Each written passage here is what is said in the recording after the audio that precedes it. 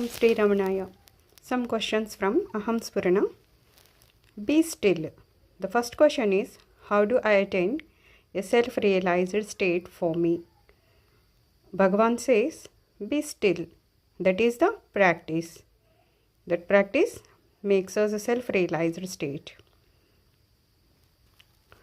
The second question is, am I to be idle all the time? Is engaging in gainful or productive employment a crime? Then Bhagavan says, the important of be still is keep your mind idle or asleep in the beingness of the self. As for the body, it has its own prarabdha, that means destiny that affects our life now to attend to. You have no right of say over the body. You cannot decide whether the body should work or remain idle. What is bound to happen will happen.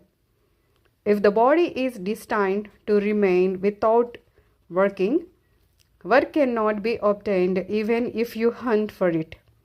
If the body is destined to work, you cannot alter such destiny, for the body will be forced to engage in it. So leave it to the higher power. You cannot avoid or acquire work for the body as you choose. God has not permitted that freedom.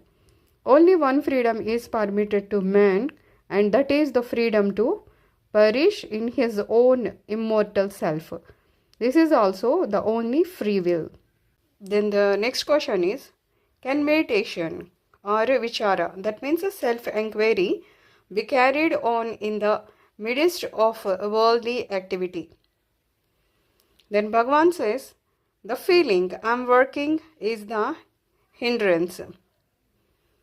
Enquire who works. Remember to ask yourself, who am I? Every time such false notions of doorship trouble you, then no work can bind you. It will all go on automatically.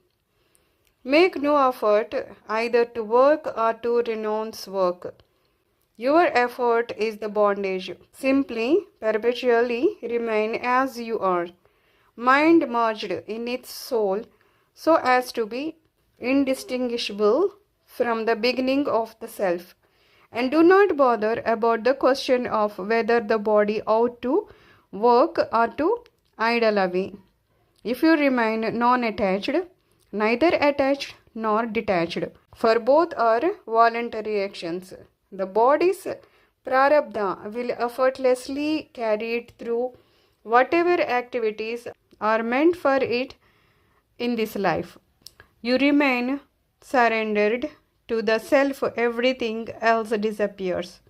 No more questions, doubts, or misgiving arise. This is the way for unshakable Shanti, that is peace.